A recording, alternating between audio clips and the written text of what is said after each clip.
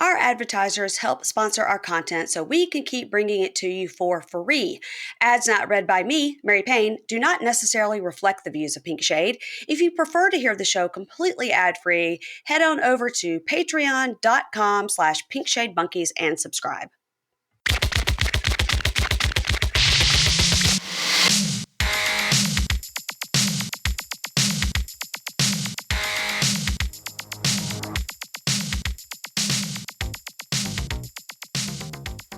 Hey y'all, welcome to Pink Shade. It's Mary Payne here. It's Monday, and that means we talk about Life After Lockup, Season 4, Episode 7, Roses and Thorns. And what a better way to celebrate Easter than talking about inmates. Right.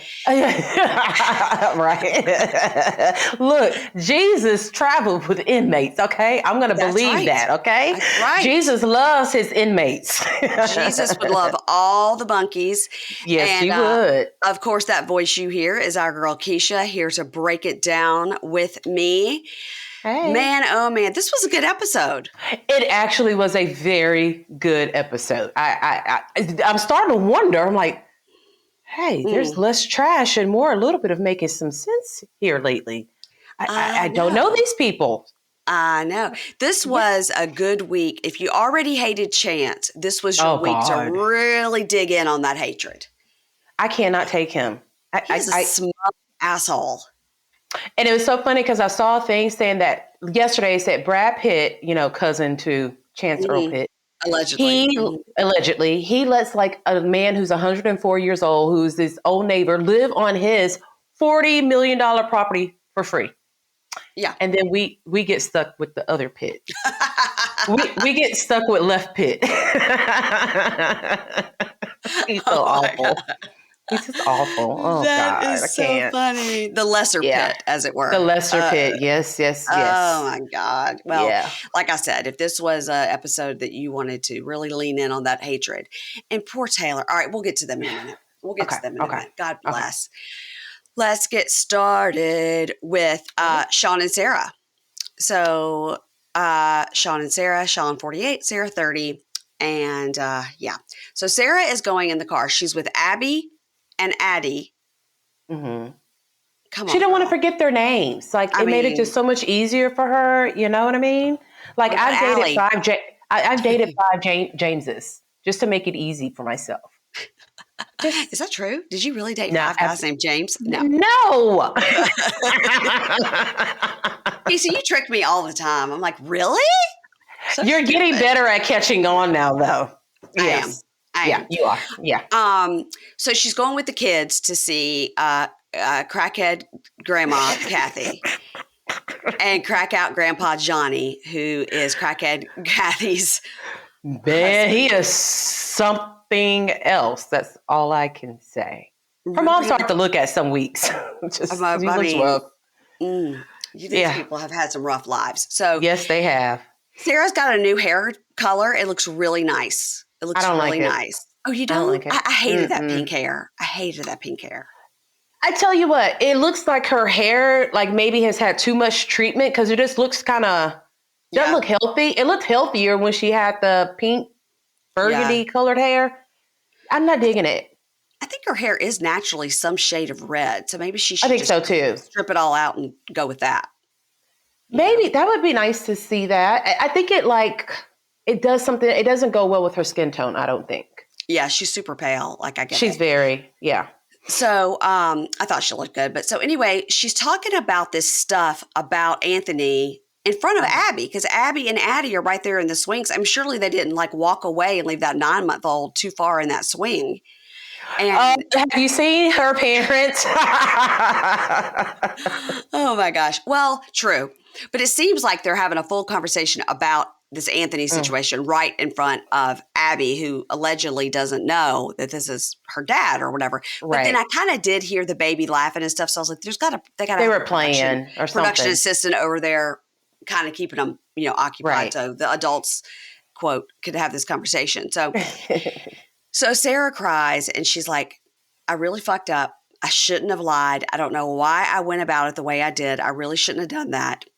Now, Shawn is at home and he calls his son, whose name I've already forgotten. And Brandon. Brandon. Okay. And he tells him what's happened and everything. Mm-hmm. And he's like, I feel like everybody is lying to me, right? I feel like, Kathy knew and she knew and everybody's lying to me. And I don't know, but maybe Anthony has alternative motives.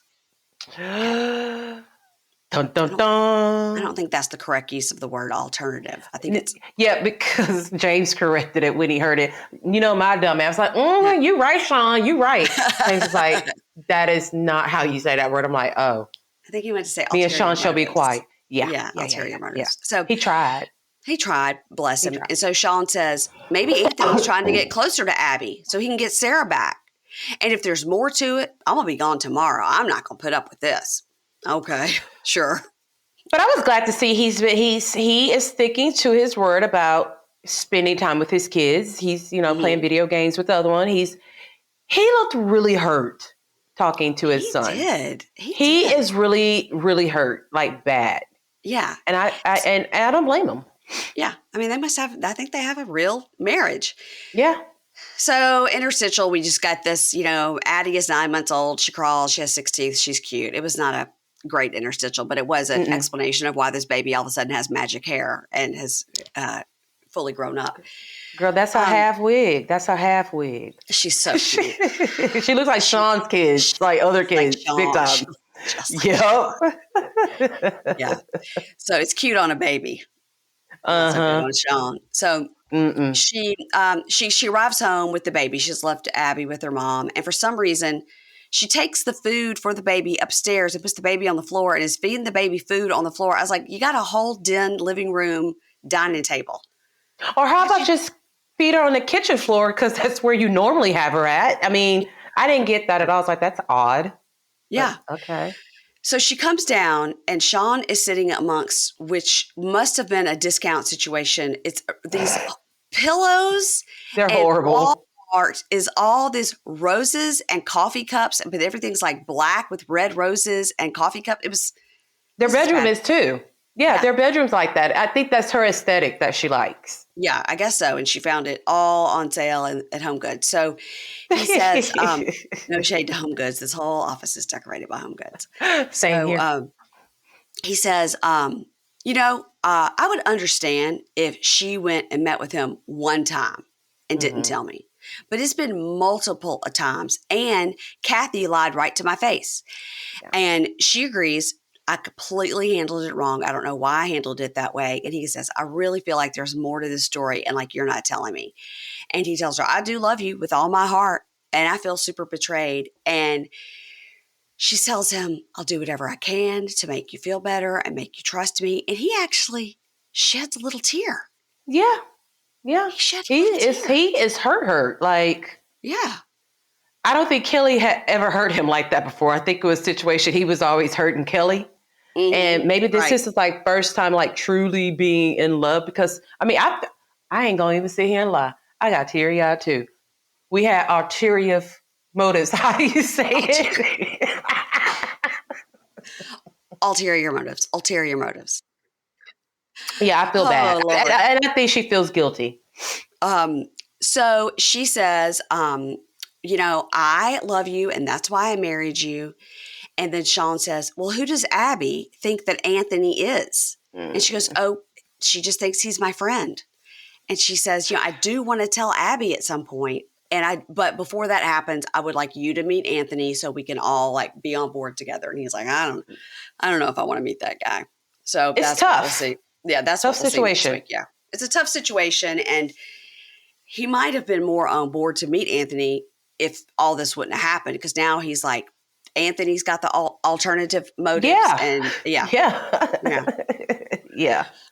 All right, now we go on to Aris and Cameron. And hey Cam, that's my boo Cam. Hey Cam, stop. This was so weird because they're in the car, and she's like, "Are you ready for this whole new life?" And he's like, "Oh yeah." And then he tells us, I've got myself a job. For the first time in my whole life, I'm a customer service representative. And I bet he is good at his job, Mary Payne. I bet he is. He's charismatic. I bet he is. Mm-hmm. And by the way, they're at a sonogram place because she's 16 weeks pregnant. What? Buried the lead. What? Well, I mean, when they were driving, I was looking, I'm like, she's got to be pregnant here. She just has the pregnancy. You know, you can tell when a woman's pregnant. It's all in the nose. It's all in the nose. Yes. And I was like, she looks real pregnant here. I'm like, they've got to announce it pretty quick. And then damn, there it went. They were at the baby place. Yeah. So they're at this ultrasound place and they do the thing and they find out it's a girl and they, you know, they on and on about how they wanted a boy, but it's a girl. And I just have one question. Yes. When you go to get your ultrasound done to find out what the sex of the baby is, do you need to wear your gold grill? Is that necessary? Well, was it necessary for her to wear that damn bodysuit? Was that necessary? She had on a bodysuit. She has not switched over to her pregnancy clothes. Not at all. Not at all. No. Well, he wanted to see his baby and he wanted his baby to see him in his true form. And that's with his grills. Mm-mm. That baby going to come out with a grill. So,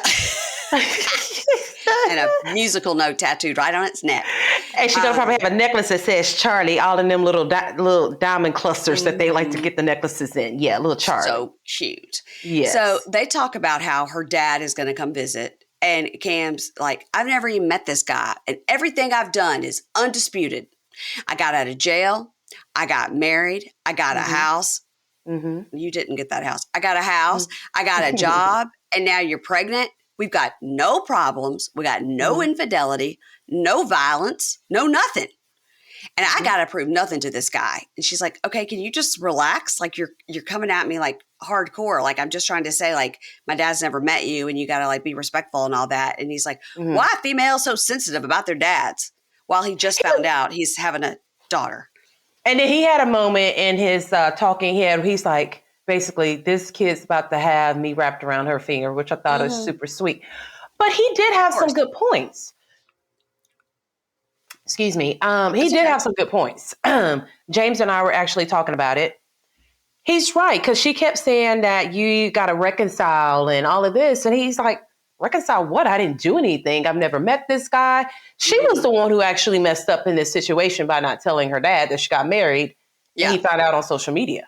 Right. So I think it's more them that, and that's, can you imagine if one of our parents found out we were pregnant on social media? Well, first of all, they would probably croak over with either of us being pregnant. That would be concerning. It would be. Yes, it would. But I kind of felt him a little bit. He's like, look, you know, I'm not doing bad for where I came from. And he's adapting, you know.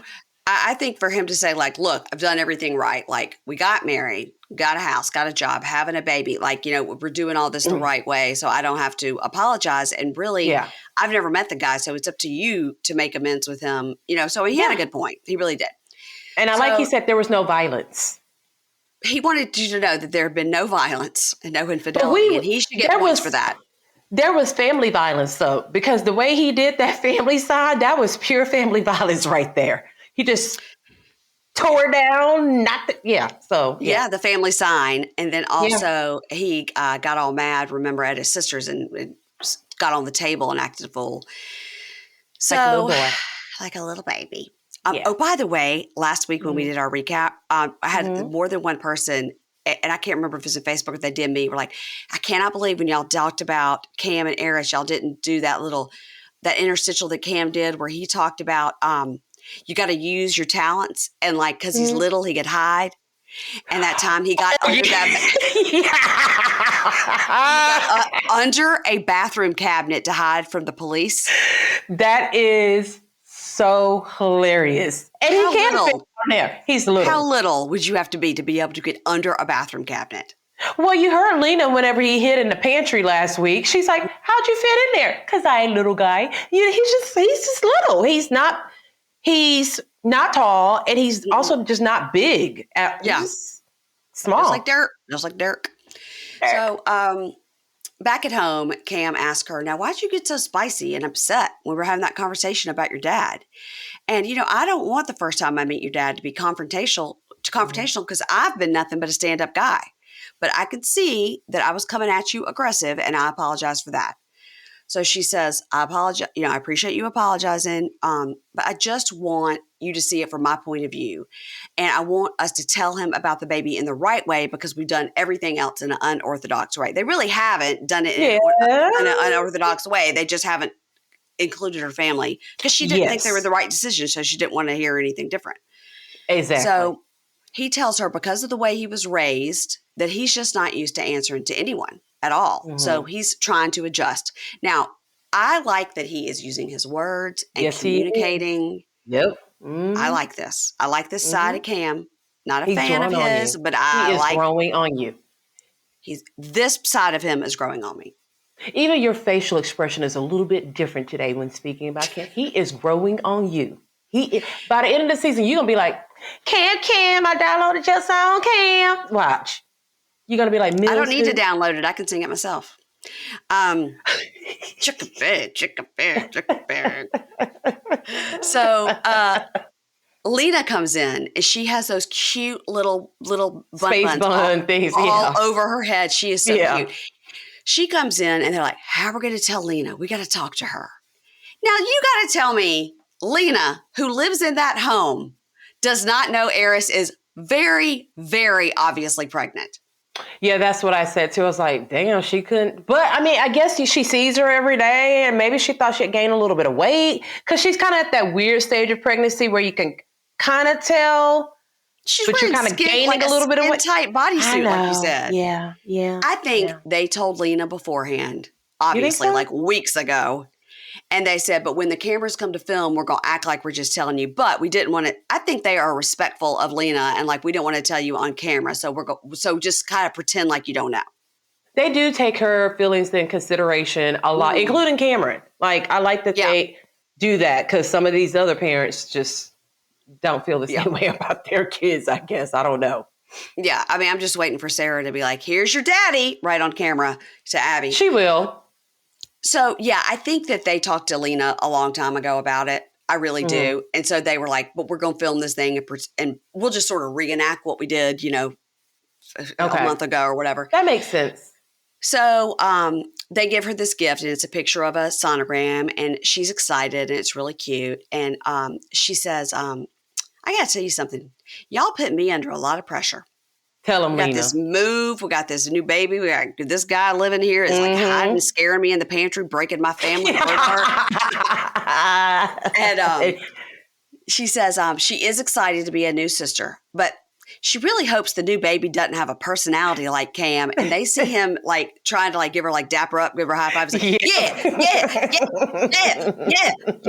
yeah. And she's like, okay. Simmer down. You know, 5 times was enough. 5 times was good. Thanks. So funny. She goes, you know what? He keeps eating all our food and drinking all our soda. I thought that was pretty funny. Because that's a typical living with a boy. Yeah.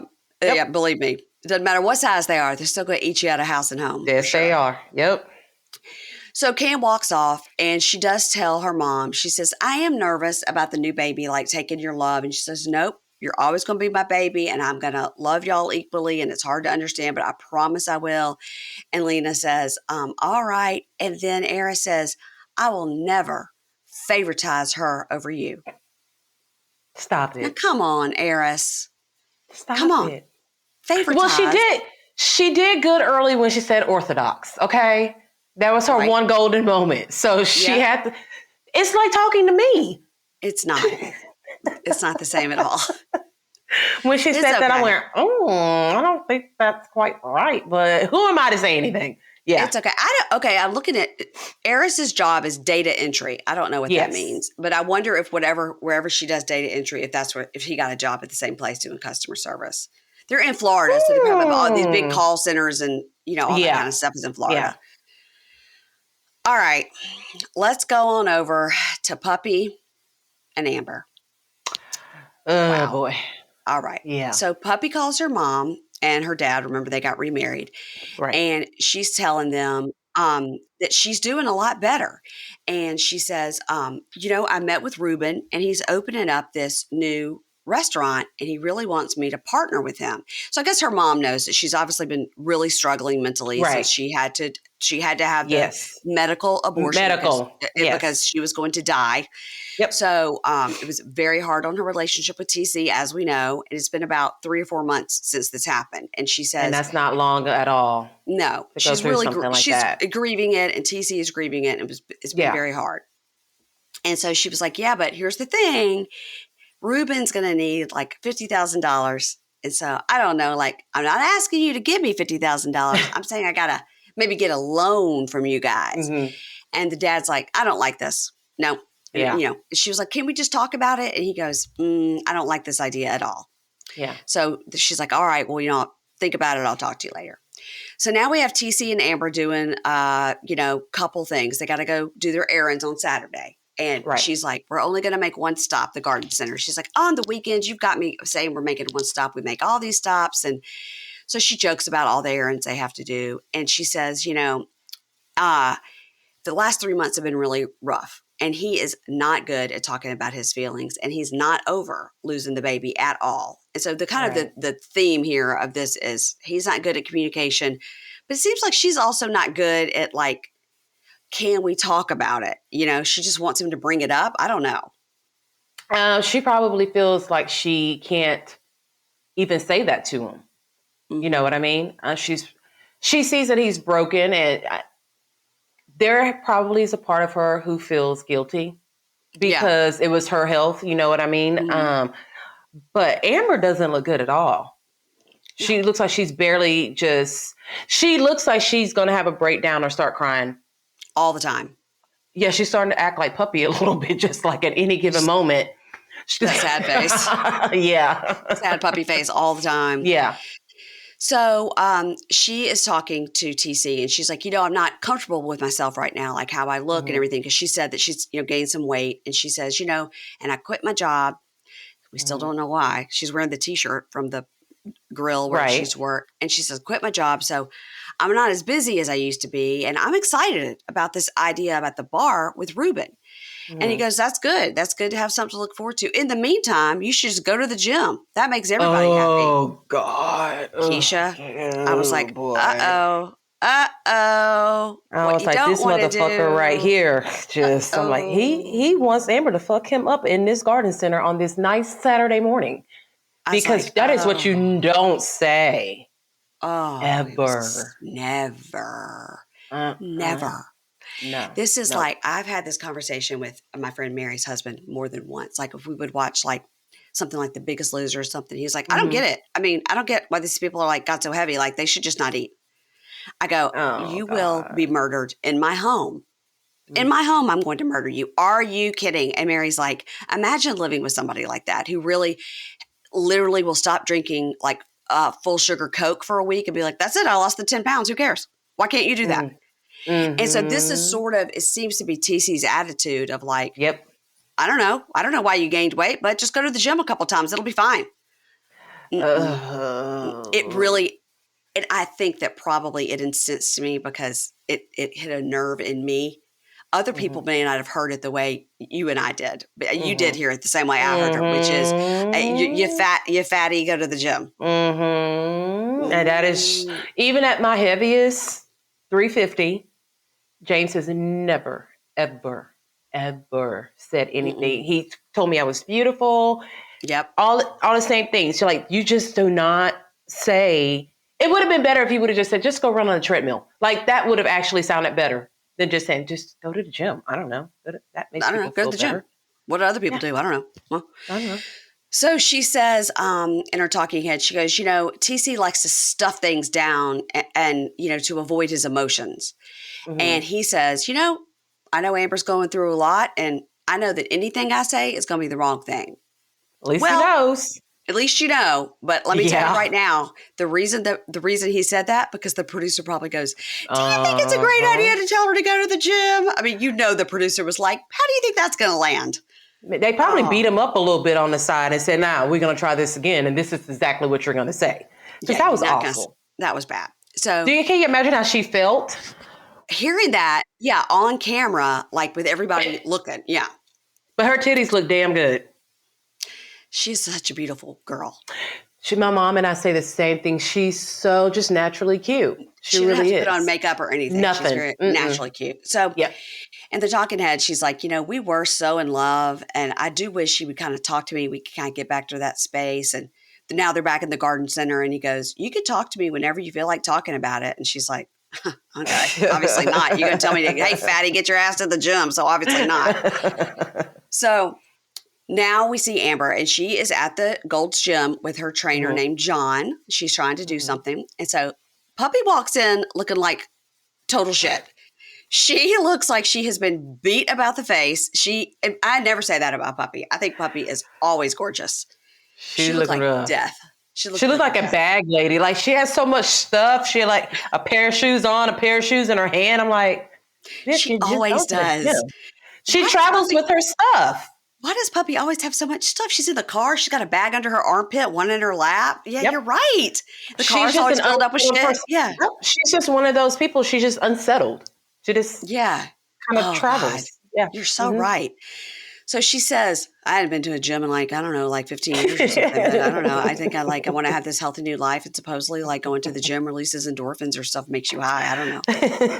Producer's like, what? Oh my God. She's like, that's what I heard. So she's like, I heard I could get high. That's where I'm going. So she says, yeah, my first night at Queens was good, but I'm lonely. And goddamn, Amber, I really have moved up from Eric. You can stop talking about it. And then Puppy goes, like, what's going on? She's had one night at Queens, and she's like, I'm over it. One. Yeah. So Puppy goes, are you really happy with TC? Because here's what I think. I think that he wasn't there for you, and he doesn't communicate. And Amber goes, yeah, all right, bitch. But look, it's worth it. We've been through a trauma. It's worth it to try and figure it out. And we handle stuff in different ways, but we're together and we should work on it. And she goes, listen, bitch, you went through a lot with Eric and he did a lot of fucked up shit to you. TC hadn't done any fucked up shit to me. Yep. And I was like, Amber is this close to saying whatever it is. Yeah. Mm-hmm. Look, I was surprised that Amber went in so hard on her, just so quickly. Just went, I think because I think Puppy's like, why are you even with this guy? He won't even communicate with you, blah, blah, blah, blah, blah. And, and then she's like, he hadn't beat the shit out of me and tried to make me sell drugs and go back to prison. So fuck right off. I think she's just like, don't talk about my man, Right. Yeah. And Amber says, listen, I'm going to take you over today and I'm going to show you my house. And Puppy starts crying, bawling. Yeah. And she goes, I don't know why. We're just letting this guy get between us. And Amber's like, what? We're not letting it go. No, we're not. And she goes, Amber, you weren't even going to let me stay on your couch. And what if I had nowhere to stay and I really needed that couch? And then I changed my parole address for you. And then she's like, okay, but it's not just my house, Puppy. Somebody else lives there. TC lives there and Eric just can't be around. And then Puppy looks at her and she goes, TC has a lot of issues around his father and what happened. His dad was a drug addict, and he also has 2 teenage boys that live with us, and we just can't have that shit around. And Amber is very non-directly saying Puppy and Eric were doing drugs, selling drugs, and he can't have that. She's saying it without saying it.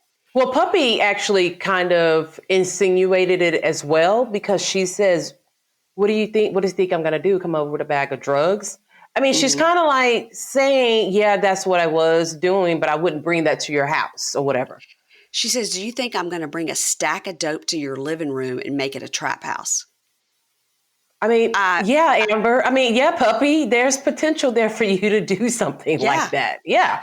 The point is that probably they had warrants and things out for them, or whatever they were doing was shady as shit. And TC probably said flat out, those 2 people cannot come to my home at all. Yeah. And and his dad was a drug addict and was in prison. And TC's like, I'm not about this life. So he's got his kids to protect as well. He's got the kids. Yeah. So does Puppy, but that just is never really a major concern in her life at all. We just never talk about Puppy's kids. So Puppy, Amber's like, you're just not listening. You're not hearing what I'm saying now. And Puppy goes, you're just a narcissist and you just never think you're wrong. And Amber's like, what? And Amber goes, well, I'm definitely not wrong about this motherfucking situation. Yeah. And she tells Puppy, she goes, I'm pushing you to do the right thing and get away from Eric because I love you. And you only do what you want to do when you want to do it. And you think your feelings are the only ones that matter. And she is dead spot on. Yeah. Dead spot on. She was spitting some logic right there. Yes, she indeed was. Yeah. Can you believe that Puppy called Amber a narcissist? Well, Amber should have said, can you spell that? Kind of like how Cam told Lena to spell pressure. Which Lena's like, no, the question is, Cam, can you spell it? Can you spell it? And he's all like, spell check on his phone and making sure it's right. Yeah. Puppy she was struggling when she came into that gym. Yeah. She's not doing well. She's not. No, and I think she's more upset that Eric hasn't tried to contact her or get back with her. I think that's really got her upset. Yeah. It's been one day. One day. Yeah. So Amber's outside crying, she's smoking and she's crying and everything. And inside, Puppy's crying. And Puppy says, I mean, Amber's drunk all the time, but I'm the one with the problem. So we are kind of, everybody has said now Amber's got a drinking problem. Okay. Her parents even said it. So now the phone rings. And it's her parents calling back. And they say, Mom says, you've really been dealing with a lot. And I don't think putting this pressure on you with the new business is a good idea. It's not good for your mental health. And Amber goes, but I think having something to focus on will actually help me. And her mom's like, when you're also drinking uncontrollably. Yeah. And Dad says, so this bar business is not the good business to be in. Maybe you should work at like a flower shop because nobody gets drunk off patchouli. Right. Do they sell patchouli at a flower shop? Isn't that like a dead thing? I don't even know what that is. It didn't sound right. It's what the deadheads put on to wear as like a scent. It's like a natural scent. It's like a hemp patchouli scent. Okay. If you've ever smelt it, you would be like, "Oh, this smells like a stinky deadhead." I used to be one, so I can say talking that. About. Okay, got you. Okay. So they're like, "We just don't think it's a good idea for us to give you this loan." Now, how they have $50K, I don't know. Because I was wondering the same goddamn thing. I was like, "Wait maybe the dad." Yeah, if he stayed on the clean this whole time and never went to jail or anything, maybe he's got a good business or something. Yeah, but that was hard for them to tell her no. I know it was. It's because you want your kids to be happy, but her dad said faithfully, I cannot do this. Yeah, they're like, you kind of developed a drinking problem. Your mental health has suffered. It's not a great idea for you to open a bar. Yeah. So in a talking head, she says, I had this fight with Puppy, and now my parents aren't going to give me the loan. And the kind of friend I is to Puppy has never been that kind of friend to me outside of prison. Yeah. Good point. She's right. Yeah. So Puppy comes outside. It's like, I don't want to fight with you. I want to apologize. And they say, like, I love you and all this. And Amber goes, now, I want you to come to my house. I think Amber's trying to say, you can come to my house now as long as you don't have that piece of shit with you. Yeah. You can come anytime. So she goes, come on, go to the house. And Puppy's like, are you sure you want me to come? She goes, get in the truck, bitch. So, Or whoop your ass in this gym parking lot that neither one of us worked out at. We just talked and cried. And smoked. And that's it. I mean, TC says, hey, it will make you feel better. So there you go. Puppy's like, I didn't get that high like I thought I was going to get. Like I told I was going to get high, but that didn't happen. That one guy wasn't here. So I will tell you this. I am very worried about Amber. Mm-hmm. We've been talking about it. She seems to be anxiety-ridden. We don't know why she quit her job. Right. And she's not taking care of herself. And it's not just like the weight gain or whatever. She just looks so down. Mm-hmm. And she's got too much on her. Now, Keisha, have you ever heard of microdosing? A little bit. Just, okay. I think the Real Housewives of OC or something like that. Yeah. Yes. Oh, and also they did microdosing Real Housewives of Beverly Hills. That's what they were in Aspen. Because Erica was having that fight and Rinna and Kyle had done microdosing. So they weren't worried about Erica having that looking like a crazy person fight. Yeah. Right. So microdosing will help you with a lot of things. It'll help you with creativity. It'll help you with your sleep. It'll help you with if you have chronic pain. It'll help you with anxiety and sometimes just living in the moment. And clearly Amber is dealing with a lot. So she could use some of these microdose THC gummies. I have tried these gummies, okay? The microdose gummies really do exactly what I want them to do. You know me, I'm not into the smoking weed. I'm just not. But a tiny dose of these THC in these gummies has really worked for me. And producer Ingrid also tried them for the first time last night, said she slept like a baby. Ingrid took a whole one. I've taken a half one. Okay, I took a half one. That's what works for me. I read all the instructions, and that's what worked for me. My problem really is the anxiety that sort of builds up around like work and family. And, my husband had the surgery and all this. I've got my sister in town right now visiting. I want to make sure everything's kind of perfect. So that in turn doesn't really affect me during the day, but it does affect me at night when I lay down and try to sleep. Yeah. My mind is a hamster wheel, and I cannot make it stop. I do all the things all the people say, like, remember to like start at your toes and relax your muscles all the way up. And then by the time you get to your knees, you'll be asleep. No. It's, I've done Amy Archer's trick, which is walk through a house you used to live in and try to remember like every piece of furniture, what it smelled like, what the walls were, what was on the counters in the kitchen. And that has not helped me. So I've been really stressed, obviously, with this, business and everything. But you have. I took the half a gummy. And I've just been doing it here in the last week or two. It has really helped me relax at night and get off of that like mental hamster wheel that doesn't go. So it's been impossible to sleep. I spin in place. But now in this last week, especially since I was like at the beach and then we were traveling. And so when we were on the road trip that we went on, I was taking this half a gummy and I was able in these unknown beds, hotel rooms and stuff to actually sleep. Wow. Which is, as you know, sleep affects everything. Yeah. If you can't sleep, you're no good for anything. So since I got them, I'm able to lay in my bed at night, chill enough. My mind will relax. I can decompress and actually sleep. And you look amazing. You look well rested. Yes. I wish you guys could see her right now. You look good. Keisha did tell me I looked good when we first sat down. I was like, look at me. You look refreshed. You look like you went to a spa. Like you just look refreshed. I've really been sleeping. Well, like, for real. So Microdose is the name of the product. Microdose is available nationwide. So if you want to learn more about microdosing THC specifically, you go to Microdose, MICRODOSE, microdose.com and use code altogether pink shade, the two words together, pink shade, and you'll get free shipping and you'll get 30% off. So 30% off is a lot, y'all. So the links can be found in the show notes right here. But once again, here's the code. You go to microdose.com and use code PINKSHADE all together. I'm using these. Ingrid's using these. Keisha's going to start using these. And I'm going to say one thing. Amber needs them too. Oh, yeah, she most definitely can. You know what? Let's DM her with your code. With the code. There you go. Yep.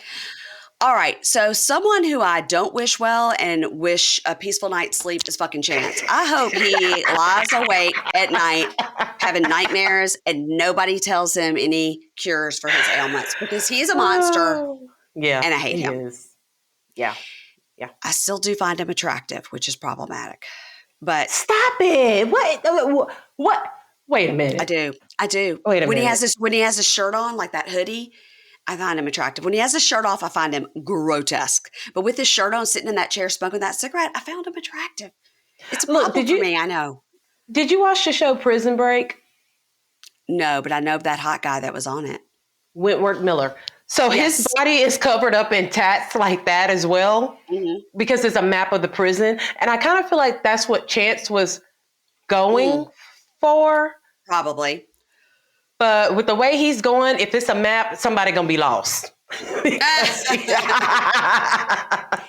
going to find their way. They're going to find their way to that octopus on Taylor's chest that she got halfway done and changed her mind. So Chance is walking around their house, belly out, tats out, hoarder house, full display. This is not good. It's not good. And so he lays down on the bed and the little baby's kind of like bouncing on his belly. It's really cute. The little baby. I just go, I want to grab those legs. And the baby is cute. Like that baby got some of Brad's genes in it. Like it skipped over Earl and went straight to Mason Carter. Now she is pumping. She's got her breast pump on the bed. And I don't like to see her smoking when she's pumping, but I'm going to try not to judge. So I didn't notice that. When she went outside with Chance, she was smoking. And then went in. I wouldn't want my baby to be around the smell of any of that. On the clothes. Yeah. On the clothes. So she says, so I tracked you and I saw you went to Daryl's. And he goes, so Daryl's my friend. So I went to his bar, had a couple shots. And she goes, so how many is a couple? And he goes, why does it matter? Why do you care? Who cares? And then talking head, she's like, so I'm at home up all night with the baby. And then he goes out and gets drunk with his friend Daryl. And at some point, I'm going to have to say, enough is enough. So she grabs his phone and starts looking at it. And he goes, you don't have to do that. And she goes, well, if you didn't lie all the time, I wouldn't have to do that. Who's Tanya? And then you see this super long text exchange. It wasn't like you up. It was like many sentences and paragraphs. Yeah. You know, I paused it. Tried to read that shit, but it was too bad. I can see you trying to do it. I'm like getting up real close to the TV with my readers. So he goes, why do you care? Tanya's been my friend for like 25 years. And she goes, so I'm reading this right here. And why does this say like, hey, let's try to find a time for a call? Why does it say that? And he goes, don't ask stupid questions. Now remember last week, I think he called her an idiot. He did call her an idiot and told her to sleep in a garage. Yeah.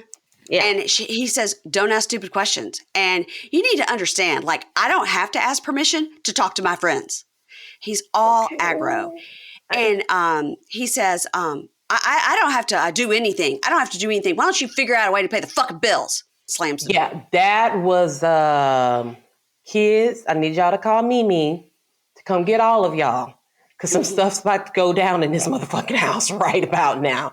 Because he's just the worst. And she's sitting there holding the baby and he says shit like that. Yeah, you know? he's horrible. Bad. Yeah. So Chance goes outside to smoke. And he is talking to the producer outside. He's put a shirt on now. He looks cute to me now. Even though he's a dick, he's still attractive to me.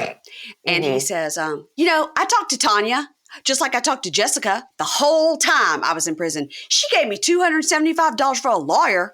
And then the only reason I hadn't been talking to her since I got out because of this chick, the way she acted with Jessica. And I'm like, did you just call the mother of your child, the woman who is housing you, this chick? Well, next he gonna say, just go to the gym, you'll feel better. It makes everyone feel better. My God, Keisha. Well, I was stuck on the part, the $272 for an attorney. I'm like, what kind of attorney is that? That's a 1 hour. That's a 1 hour. I know. This is all I can do for you, Mr. Pitt. Perhaps you can call your cousin for a loan and we can further go on with this case. I was like, what is he talking about? I mean, it's just bad. This chick. So he comes in and says, Taylor, you want to go outside and talk? She's like, not really. He goes, come on. So she throws on a blanket around her shoulders and they go out to the garage because he turns on like a space heater and he's smoking and she's smoking. Because that's what you do outside with an electric heater. Yeah, we got two on our porch. So anyway, he says, he goes, you know what? I talk to other people because I can't talk to you. And she goes, so every time there's a problem, it seems like it's always somehow my fault. And you're talking to other girls because you can't talk to me? So that's my fault? And so, you know, I've told you that I feel very insecure about myself. And you talking to other girls just makes me feel more insecure about myself. Like I'm not even enough for you. It just makes me hate myself even more. And then you're like doing things behind my back, which makes me feel just more insecure. And so you're the one person in the world that should make me feel secure and you don't.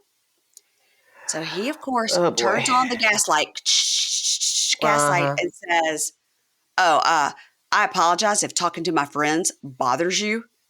I don't know how to handle that because, you know, all my friends have been there for me. And I understand that you've been burnt and jaded, but baby girl, there's nothing else there. I was like, you just called her this chick and now you're trying to pull a Justin Bieber. Hey, baby girl. Let me tell you something, baby girl. No. So gross. And I felt so bad for Taylor. I did too. And then she has that Taylor voice and it's just like, I would feel worse. I probably should feel worse, but then her voice just makes you say, oh my God, just ugh. But her face was red. Every woman has felt like that at some point behind some stupid, it's always the stupidest, worst, crummy guy. You know what I mean? Yes. that's making you feel like shit and worse about making yourself. You feel like shit. Yep. And they're like, I'm not good enough for this Brad Pitt wannabe. Yeah. So, and then he says, I'm trying to get through to you, but you just don't get it. Like if you talk to your friend Russell, why can't I talk to Jessica or Tanya or Daryl? It's all the same. And she says, well, the difference is I tell you everything. Now he lights up a cig off another cig. Now you remember he told that accountant last week how he's trying to quit. And by vaping. Save money. Yeah. And he says, he lights up another one and he says, listen, I don't want to fight. And for a whole year, I didn't talk to anyone. And she goes, that's not true because you were talking to Jessica. And every time I try to talk to you, you blow it back on me. And we're just not having good communication. And he goes, well, you're constantly pointing a finger at me, but do you ever take a good look at yourself? And she goes, take a look at yourself. And then he says, once again, gaslight, he goes, I guess as long as I'm with you, you're just going to be miserable and unhappy. And maybe I should just get out of your life. You should. And he is so gaslighting. This is 100% the definition of gaslight. He's trying to make her think she's crazy. Yep. But you guys, just like Whitney on Salt Lake City, she's not as dumb as you think she is just because of her voice. No, and she's not. And we know she's not dumb because she, had a career in the payroll department. So you can't be stupid working in there. You know what I mean? I think she has let this guy really do a number just on her. really mind fuck her a lot. She didn't even she's got those big doughy kind of sparkly eyes. The sparkle was completely gone last night. Yes. It was just bad. That's dead on. That's so right. It was bad.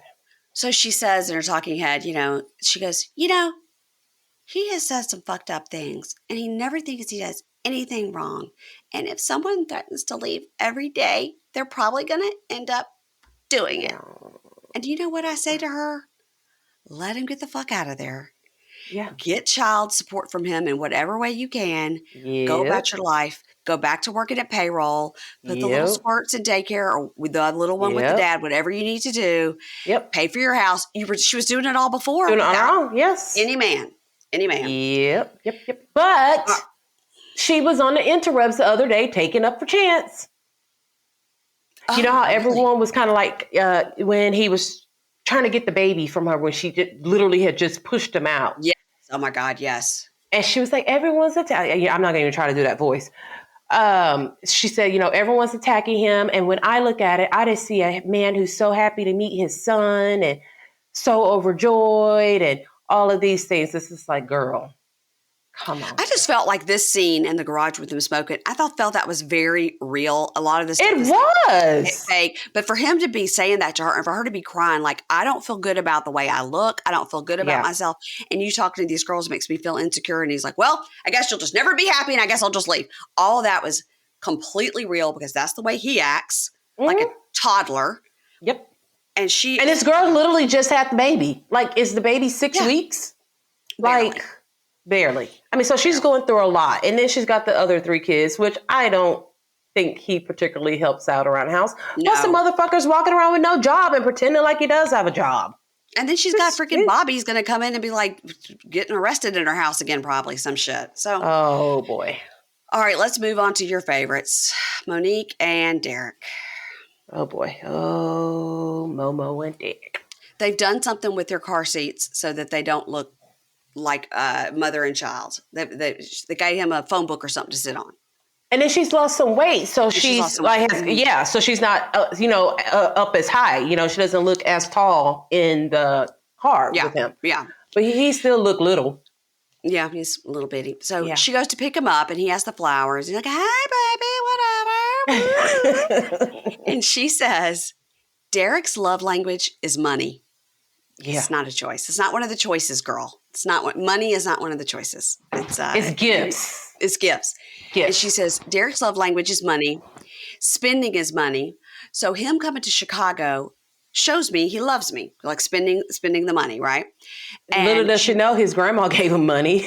I know. Here's your $500 and your little turkey sandwich with the mayonnaise on it. So you can eat. So she tells him, we're going to my new place. I got a new place with cheaper rent.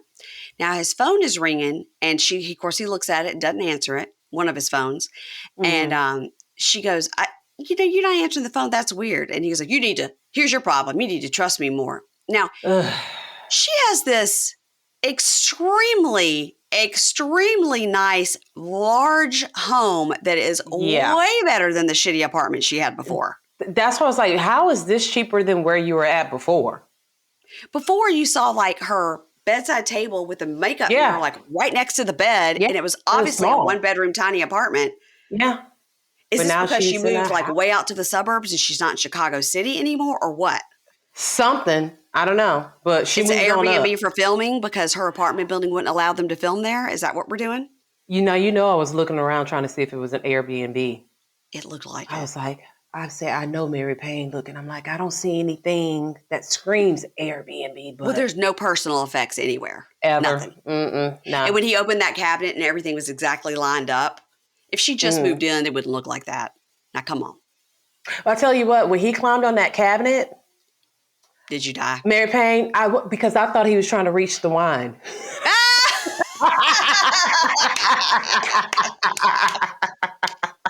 I wondered what he was doing.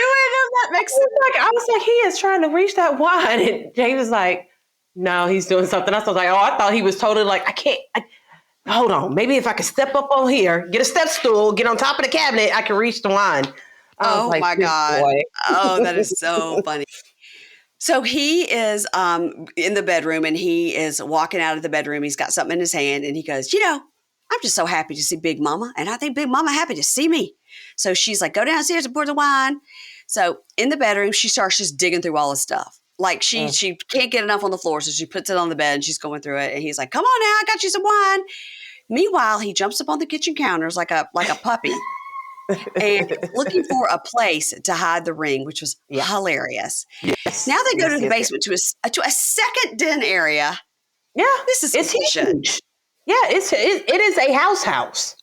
Like, and there's a gym. There's a personal gym in this basement. Okay, you know what, Mary Payne? Stop tempting the devil. Stop tempting me, because I'm not going to say it. But when I saw that, I said, oh, really now? When I saw all of that. Because in my house, workout equipment is just another place to hang your fucking clothes. Does she live there like with her two sisters? Like, is there like... I was wondering that too. Like, tell us something. Don't make us think all of a sudden you went from a 1-bedroom apartment in the city to this sprawling home.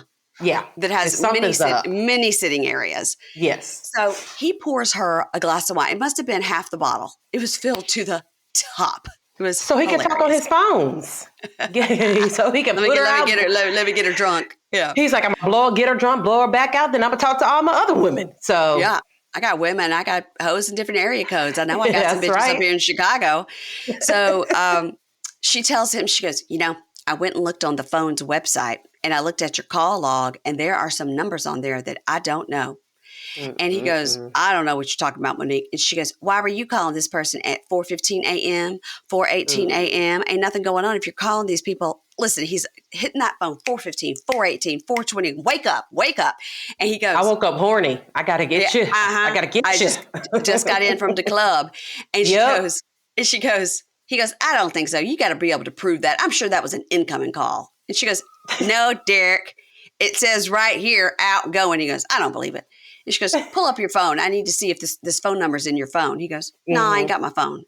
And she goes, where is it? And he goes, it's upstairs. And she goes, no, it's not, because I already went through your bed. She couldn't wait to get in that bag at all. God.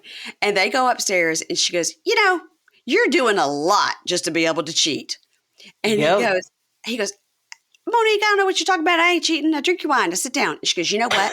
You are not sleeping in the bed with me. You can just sleep in the basement and you can just talk to your other females all night long. And you can just book your ticket and go home. Yep. And she goes, you bought these flowers for what? And she throws the flowers in the trash. He goes, because I love you. I wrote down LUUB, because I love you. I love you. And there was no ulterior word, Mary Payne. There was no ulterior alternative. He loved her. He loved her. He didn't favoritize her. He didn't favoritize her.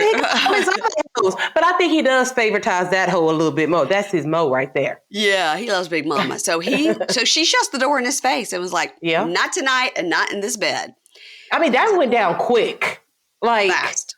Very fast. She has told him, I am not standing for this shit anymore.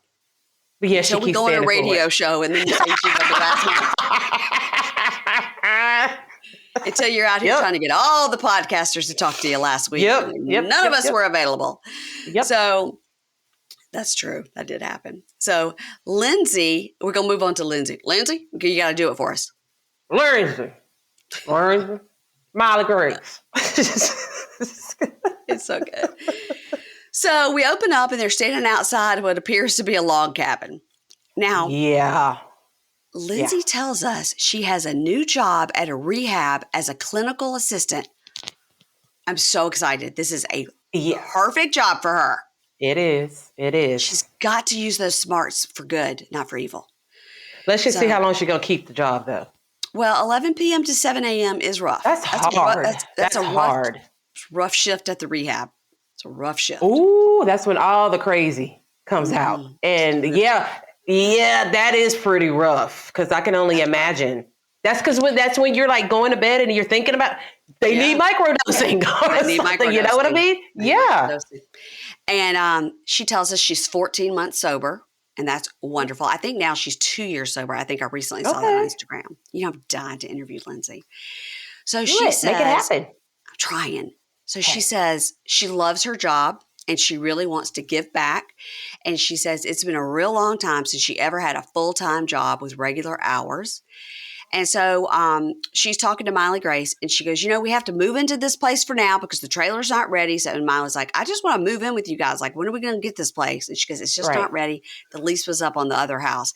That means Blaine's mom kicked you out. That's what that means. Basically. There's no way they were leasing that big, huge house. No way. So they drive up. Miley Grace, who's 13, is like, Mom, what's happening with the Wi-Fi? There is no Wi-Fi. This is so typical teenager, right? That's the only thing they're ever worried about. We all felt that. We have all been caught in that moment with a teenager with no goddamn Wi-Fi. No Wi-Fi. And that is the words of Florian. This is a big motherfucking problem. Big problem. So the rental house is pretty gross. It's wood paneling. It's green carpet. It's pretty gross. That carpet. Ooh, that carpet. Oh, no. And they have their boxes and their shit everywhere. I started sneezing just looking at it. Just sneezing. Like, Miley Grace goes, it smells like death and mold. And Blaine is laying in the bed with his eyes closed. And I was like, at first I was like, why is his leg out like that? It looked like I thought, well, he's faking to be asleep for the camera. So he just jumped back on the bed when he heard the cameras coming. But no, he's got his leg out because he's charged his ankle. Charging the phone. Yeah. Bless him. Charge it. Why don't these people ever get an extension cord?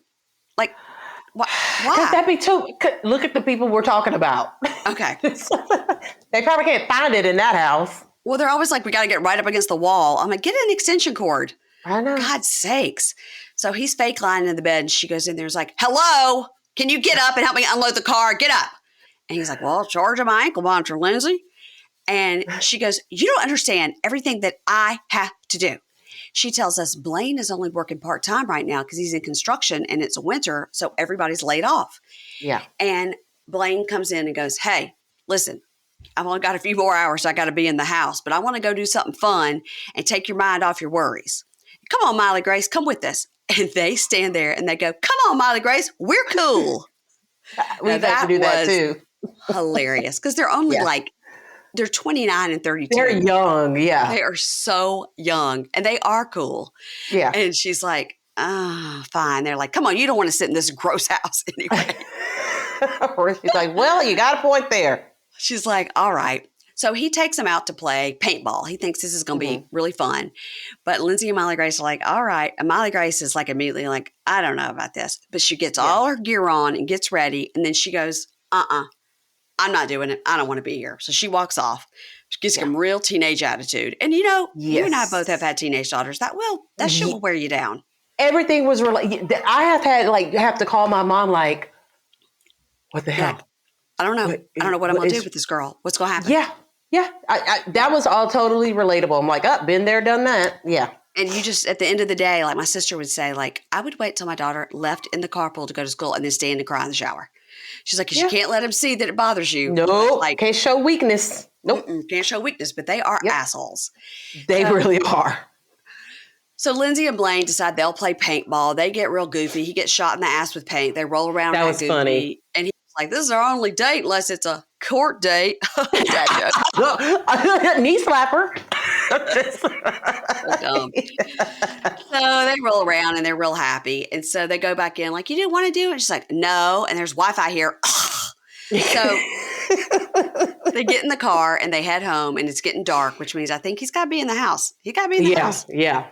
And they drop her off. I guess she's at her grandma's house, which is her grandma, really. Lindsey's, whatever. It's confusing. Yeah. Anyway, it's the mother figure. Molly's great grandma. Yeah. So they get out and they're like, God, 13. 13 is rough, man. That is a hard age. Yep. So Lindsey calls her mom, really her grandmom, and says, God, what's been going on with Molly Gray? She goes, I don't know. Of course, she walked right in, went right to her room, slammed the door. I don't know.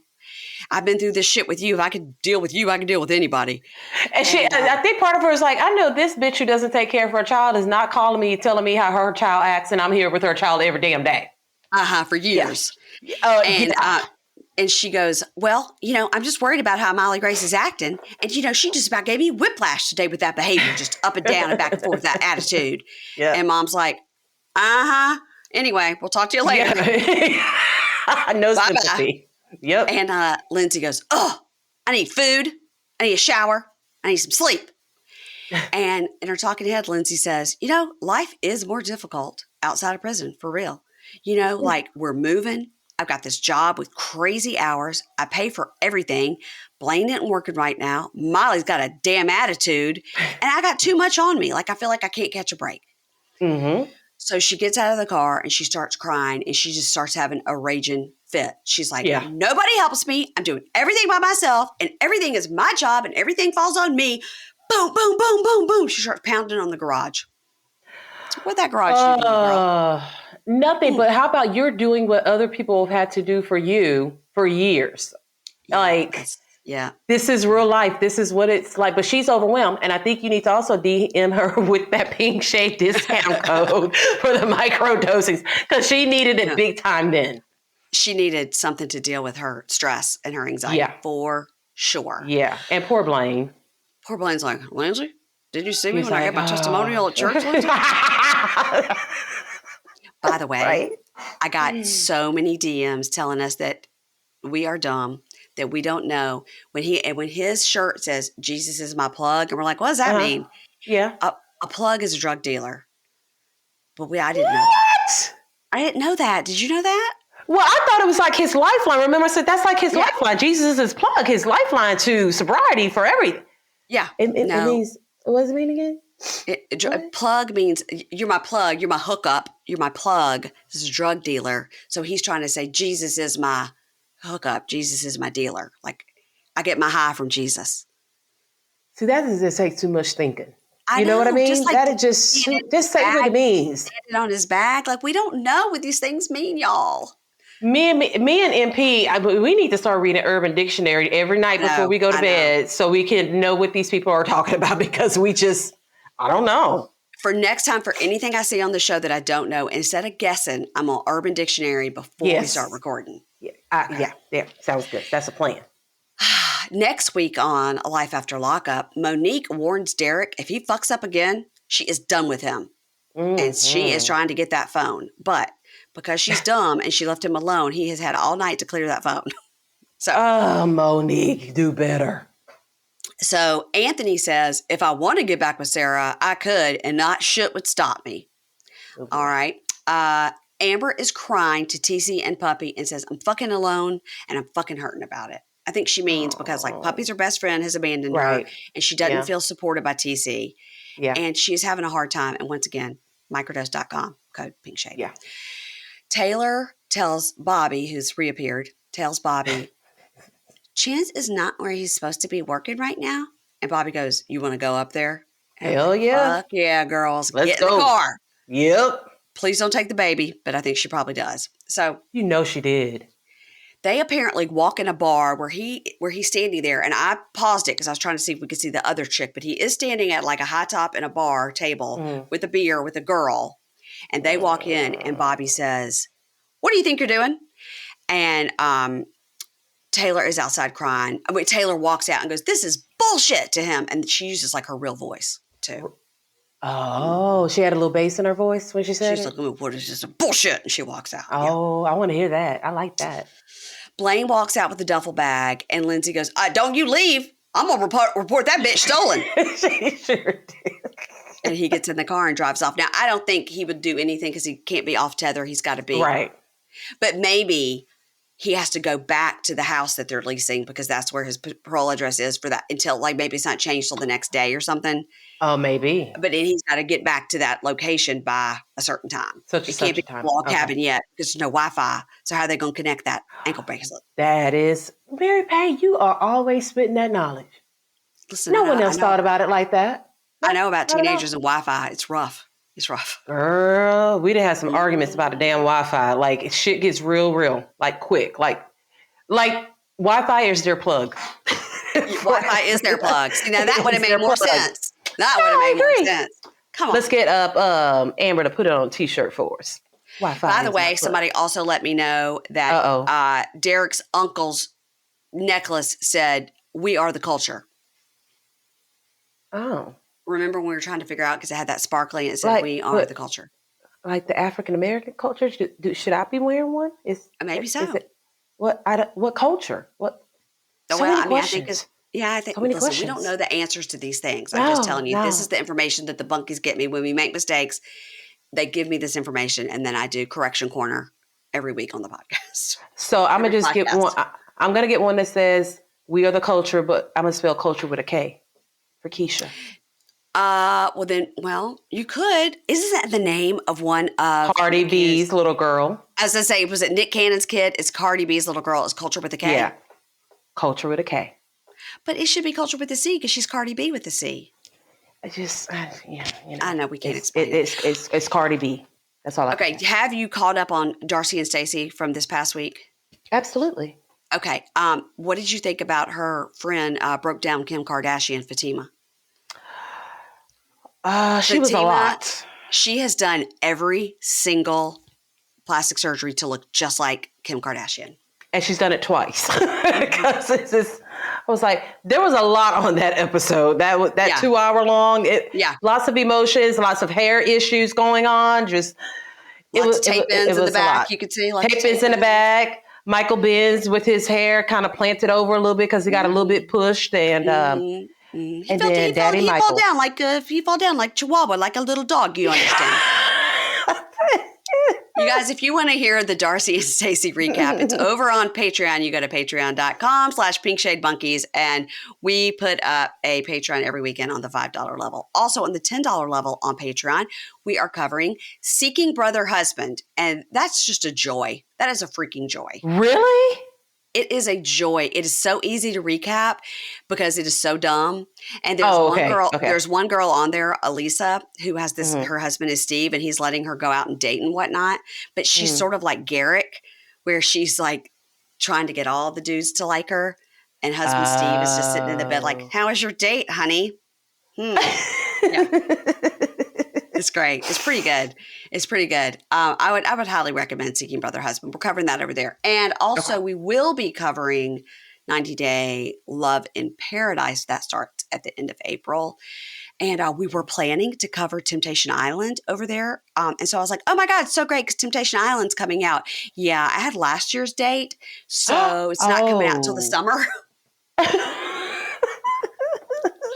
always something over there on Patreon. Every now and then. She slips up every now and then, y'all. You know, she's been doing the Lord's work, okay? Yeah, the recording Excel sheet is struggling. Oh, boy. All right, well, tell everybody what's going on, what you're covering over on the Libra Lounge with Keisha, which is Keisha's amazing podcast. We did not record this week because Keisha felt like crud all week long. You could have had the vid, maybe. I almost didn't make this podcast. Oh, God. Well, thank you for coming. Producer James like, you can do it. You can do it. You can do it. My stomach hurts. He props you up in a chair like Weekend with Bernie's and just like, do it, Keisha, work. He rubbed my shoulders a little bit, pulled my hair back for me. He's like, you got this, you got this. Total pep talk. And I've been mean to him all day on the weekend too. So I have no idea what we're going to be covering. We'll be covering something. That's all I know. Who knows? All right. Foolishness. I'm going to recommend Seeking Brother Husband's only 2 episodes in, and it's an easy watch. I got to get something to replace 1,000 Pound Sisters. Okay. This could be it. This could be just the trash you need. There's no,